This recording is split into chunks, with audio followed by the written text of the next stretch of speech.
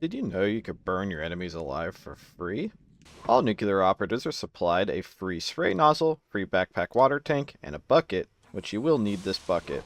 So just take your backpack water tank and bucket, which you find in all nuclear operative outpost bathrooms. I would probably recommend that the agent works on this. The agent can spend time making the healing chemicals and dangerous chemicals while everyone else arms up, and then the agent can feel free to spend their telecrystals on support stuff. But that is just my opinion. Anyways, just leave the backpack equipment. You can leave it in here and then leave the bucket in the explosive room. We'll get to that later.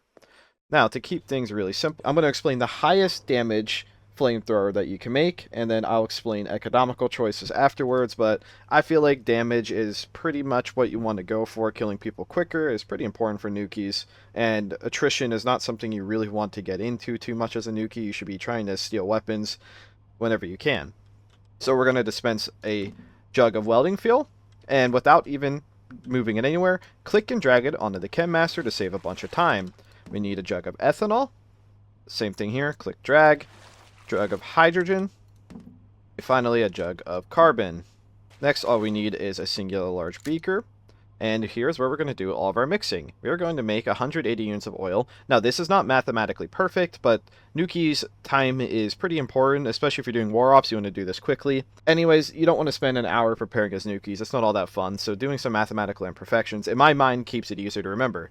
So we're just going to make 180 units of oil, which is 30 units of welding fuel, 30 units of hydrogen, and 30 units of carbon. And due to the Chem Master, the convenience here, we can make this stuff really quickly. Which, again, I'm trying to use for speed. So now that we have 9 units of oil, all we have to do is make the napalm. Napalm is very simply equal parts welding fuel, oil, and ethanol, which we have all in one convenient place.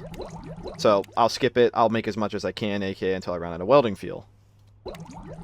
Now, with that mathematical imperfection, we could have made more napalm if we made a little less oil, but this lets you do in increments of 10, which is easier to remember. So we have 420 units of napalm. That is quite a lot of shots with the backpack water tank, but we need something to ignite the napalm. We're going to make CLF3. So next we're just going to take our jug of chlorine and jug of fluorine. You can make flog if you wish, but flog requires having to grind the plasteel in the other room, and it could dip into your medical chems, but I guess it's really up to you. The CLF3 napalm seems to be the highest damage you could do with flamethrowers, so this is what I recommend. So CLF3 is easy to make. It's just 1 part chlorine to 3 parts fluorine. So we're just going to dump about 50 units of chlorine in the bucket. And then, well, don't leave the jug on it. And we want this bucket to be in the corner because we're going to be making explosions. And with the fluorine, we want to just set the transfer amount to 10. And we're going to stand off to the side like so. And, well, I was a little too close. Positioning can be a little annoying here, but thankfully Nukie armor is resistant. We basically will just stand off to the corner and, well, you keep mixing it until you can't mix it anymore. And yes, it is rather dangerous, so you really want to be standing as far away as possible, like so. There's no other actual safe way of mixing this. You could put it in a modular grenade, but that just takes forever. So basically just keep mixing this until it stops exploding. And you don't want to mix more than this at a time because you'll just end up blowing yourself up. So now all you do is you take your bucket once it's done exploding, click and drag it onto the Chem Master, and bam! There's our 200 units of CLF3, and we could make a little more if we wished, but right now we have 620 units of combined napalm CLF3 action. But if you're trying to get every single last shot out of it, you might as well do this. And I guess the downside of making a CLF3 flamethrower is that you are giving up the possibility of free grenades. So now we have 250 units of CLF3, and we had the 420 units of napalm.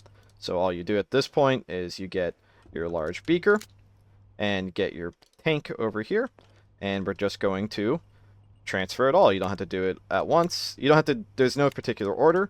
You just would probably want to set the beaker transfer amount to 50 to save some clicks, and you will fill up your tank. Very, very simple. The only unfortunate part of the spray nozzle is that you do have to wear the tank on your back. So that means as a medic you will have to carry the duffel bag in your hand. But you can actually just put the spray nozzle, it's only a 2x2, in the bag. So actually inventory shuffling with it's not really any more clunky than anything else in the game at the moment. And the reason why this flamethrower is disgustingly good is I've done this before. One single shot, will put this person at 2 flame stacks, but it is automatic, and you can spray it. 2 shots like that, if they don't stop, drop, and roll, extinguish themselves, or douse some water on themselves, is pretty much a death sentence. And what's really nice about, I mean, you got to consider this is free and doing insane damage. And if you consider this, it actually only takes 5 units to shoot this at a time. So with the 700 or so units that we had, we actually have 140 shots. And if you go the more economical route, you have a huge, huge gun. You have a gun with a larger than L6 capacity that sets people on fire. Even in spaced rooms, it will still set them on fire, so it's extraordinarily deadly. But yeah, if you haven't figured it out, I've done quite a lot of flamethrower videos. I want people to start using them, especially the people who are trying to kill everyone anyway. I want to see some people burn. I promise I'm alright. But as I promised, I will show the more economical option. I won't show it fully, but just in case you're unaware, there are 2 stacks of plasteel for free that Nukies get, and there's quite a lot of plasma in this, so you can make flog. So you could make more ammo of a slightly less deadly flamethrower this way. You just keep the plasteel in the grinder, grind up the plasteel, and then, well, just like how I made everything else, I won't show it all because I don't think I need to. You just look up how to make flog, which is sulfuric acid, phosphorus, and plasma. You can literally just keep dragging the stuff in the Chem Master to have a massive mix chamber. So take your phosphorus from the Cindy juice, you know, dispense that, drag it in there, then you get your sulfur and whatnot, and you can just make as much flog as you want. You can make way more flog than you can napalm. But the thing is, though, is that if you make flog, that actually means you don't need CLF3, or you could just use a lot of flog, because flog itself does set people on fire. So in this current backpack now is nothing but flog. You can see that the fire stacks aren't quite as intense, but flog itself does just ignite as well, so you do not need CLF3 if you do this. So you could do an intermediate choice of flog and napalm rather than just flog, which does give you 1.4 fire stacks, but that is still not quite as good as CLF3 and napalm. So there's all your options. You have intermediate economical options, pure economical options, or high damage options. I, again, recommend CLF3 and napalm. It kills better. You still get 140 or so shots. If you do your math better, you could probably get upwards of 800 units, aka about 160 shots. So it is up to you how you want to do this. But yeah, save some TC, burn some grays.